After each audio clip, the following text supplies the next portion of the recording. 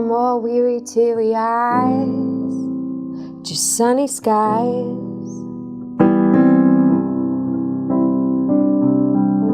Never have I felt so alone. My, how I've grown. I came to the Woodlands from California. I met Chris Shook, who is a pastor's wife here, and she came to the back table at a church called Saddleback Church, where I had just led worship.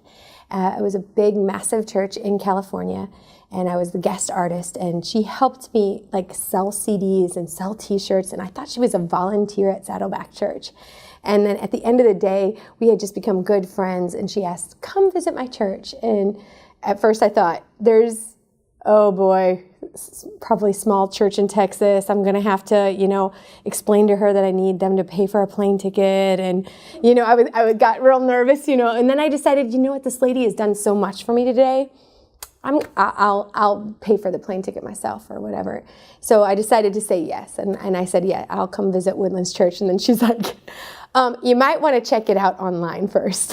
And that kind of gave me the heads up. And I figured out this is a huge church here called Woodlands Church. And I came as an artist visiting, and they just nabbed us up. They stole our hearts, and both me and Jonas were hired within the next week. And we stayed there from 2010 to 2013. We're full-time with them. I was the resident artist with them. But all the way through that, they knew and blessed and were awesome about my heart being my school. And eventually the school just outgrew the time that I could give to the church, so we are full-time with the school now. And we still, attend Woodlands Church and love it very much. But as far as our hearts and our profession, it is our school and the love of our life. So we live to raise up the next ones. So I had 2 Grammy nominations back in the day, and I decided, that's a story in itself. But I decided it's time to pass all that knowledge on to the next ones that actually would like to maybe make a living doing music.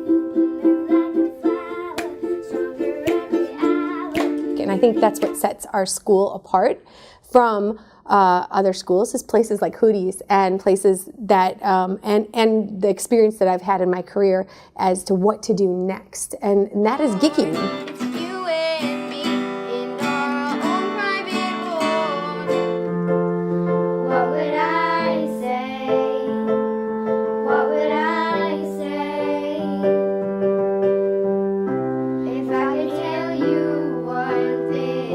You have to gig to be an artist. I hate to say it, but there's no magic wand that just goes, bing, you're an artist, you're famous now.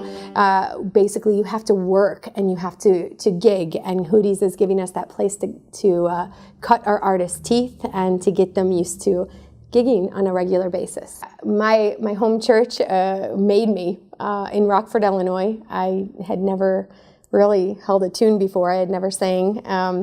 And they threw me on stage because I played piano. I was the church pianist. So in all fairness, my training is in classical piano. But I also wrote songs my whole life. But I had a best friend named Kelly. So that's kind of funny, the Sarah Kelly thing.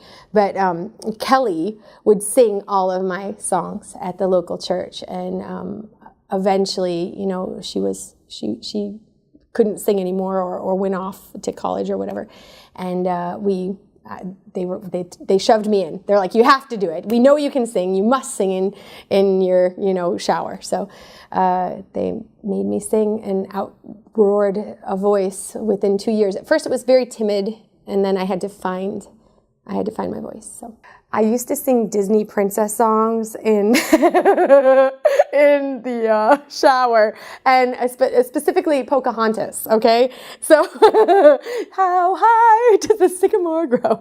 And my dad would always tell me, you're really good at singing. You're really gifted. And I was like, whatever, Dad. Nah. I'm a writer. I'm gonna always just write. So we're headed in the right direction. And what's happening here is something truly special, but not only to the Woodlands, I think to the, forgive me, but maybe the world. We are creating a new model of label. In a day and age when there is no such thing as a label anymore, and there is no such thing as artist development. what we've done is develop a way to actually launch an artist. If you think about it, I mean, when's the last time you saw someone signed to a label that didn't win The Voice or didn't win, American Idol? Or, I mean, that's a while ago now, but really, if you don't come with 200 fans, or 200,000 fans locked in, you're not even close to getting a label deal anymore. And that's because there is no such thing as artist development. They will not help you get that going. So we're kind of trying to step in and do the heavy lifting in the beginning. And for whatever reason, that was my favorite part of my career. So much that I did it a lot. I mean, I had a Christian music career in 2004, 2005, and then I went around and did more of a rock thing the next time around. I had Slash on my album. Okay, so that's gonna throw a wrench in things in the Christian market, However, I mean, very much with a Christian heart still. No more weary, teary eyes, just sunny skies.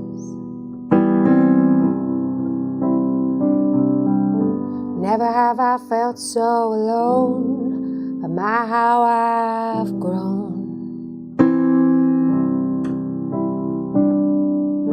Maybe that's the way it's supposed to be as I'm walking down the street. Maybe if it's just you and me, we'll never even miss a beat. Maybe.